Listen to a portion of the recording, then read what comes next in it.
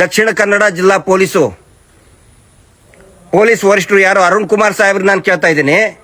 ಮೂಳೆಗಳನ್ನ ಹೊರಗಡೆ ತಂದ ತಕ್ಷಣನೇ ಅವನು ಭೀಮಾ ಅನ್ನೋನು ಓಡಿ ಹೋಗ್ತಾನೆ, ಇಂಟೆಲಿಜೆನ್ಸ್ ರಿಪೋರ್ಟ್ ಇದೆ ಅಂತ ಹೇಳಿದ್ರಲ್ಲ, ಎಲ್ಲಿ ಓಡಿ ಹೋದ? ಇದ್ರದ್ದು ಇಂಟೆಲಿಜೆನ್ಸ್ ರಿಪೋರ್ಟ್ ಬರ್ಲಿಲ್ವಾ ನಿಮಗೆ?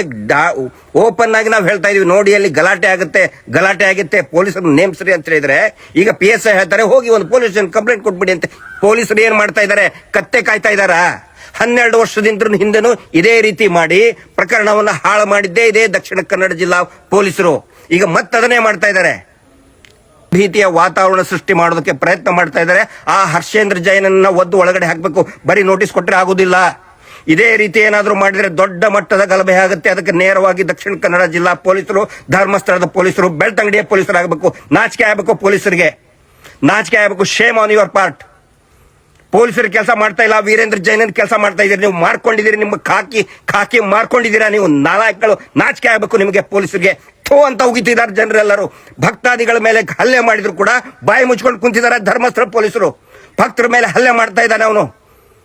ಮೊನ್ನೆ ಹೋಗಿ ತೊಳ್ಳಾಡ್ತಾರೆ, ದೂಡ್ತಾರೆ, ಕೆಟ್ಟದಾಗಿ ಹೊಲಸು ಬೈತಾರೆ, ಸೂಮಗ ಬೋಮಗ ಅಂತ ಬೈತಾರೆ. ಪೊಲೀಸರು ಸುಮ್ಮನೆ ಕುತ್ಕೊಂಡಿದ್ದಾರೆ.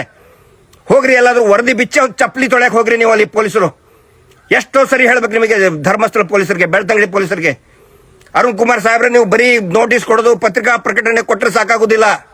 ಎಲ್ಲರನ್ನು ಕೂಡ ಹೆಡೆ ಮುರೆ ಕೊಟ್ಟು ಒದ್ದು ಒಳಗಡೆ ಹಾಕಿದ್ರೆ ಸರಿ. ಇಲ್ಲ ಅಂತಂದ್ರೆ ನೋಡಿ, ಭಕ್ತರ ಸಂಖ್ಯೆ, ಹೋರಾಟಗಾರರ ಸಂಖ್ಯೆ, ಜನಸಾಮಾನ್ಯರ ಸಂಖ್ಯೆ, ಕೋಟ್ಯಾಂತರ ಜನ ಬರ್ತಾರೆ. ಈಗ ಕೋಟ್ಯಾಂತರ ಜನ ಬರ್ತಾರೆ. ನೀವೇ ಕಾರಣ, ಪೊಲೀಸರೇ ಕಾರಣ. ಏನಾದ್ರೂ ಆಗ್ಬೇಕು, ಹೆಚ್ಚು ಕಡಿಮೆ ಜೀವಕ್ಕೆ ಅಪಾಯ ಆಗ್ಬೇಕು, ನೀವೇ ಪೊಲೀಸರ ಕಾರಣ. ಹರ್ಷೇಂದ್ರನ್ ಒದ್ದು ಕರ್ಕೊಂಡು ನಾವೇ ಒದ್ದು ಹೊರಗೆ ಹಾಕ್ತೀವನ್ನ. ಥೂ ಲೋಫರ್ ನನ್ನ ಮಕ್ಕಳು. ದೇವಸ್ಥಾನ ನಡೆಸ್ತಾರಂತೆ ಬೇವರ್ಸಿಗಳು. ಅವ್ರನ್ನ ಅರೆಸ್ಟ್ ಮಾಡಲಿಲ್ಲ ಅಂತ ಹೇಳಿದ್ರೆ ನಾವು ಸುಮ್ಮನೆ ಕುತ್ಕೊಳ್ಳಲ್ಲ. ನಾನು ಬಹಳ ಖಡಕ್ ಆಗಿ ಹೇಳ್ತಾ ಇದ್ದೀನಿ, ಬರೀ ಮಾತು ಅಲ್ಲ, ನಮ್ಮ ತಾಳ್ಮೆಗೂ ಇತಿಮಿತಿ ಇದೆ. ನಮ್ಮ ತಾಳ್ಮೆಯನ್ನ ಕೆಣಕಬೇಡಿ, ಪರೀಕ್ಷೆ ಮಾಡಬೇಡಿ ಅನ್ನೋ ಮಾತು ಹೇಳ್ತಾ ಇದ್ದೀನಿ ನಾನು. ಆದಷ್ಟು ಬೇಗ ಇಮ್ಮಿಡಿಯೇಟ್ ಆಗಿ ಅವ್ರನ್ನ ಅರೆಸ್ಟ್ ಮಾಡಲಿಲ್ಲ ಅಂತ ಹೇಳಿದ್ರೆ ಆಗೋ ಪರಿಣಾಮಕ್ಕೆ ಪೊಲೀಸರೇ ನೇರ ಹೊಣೆ.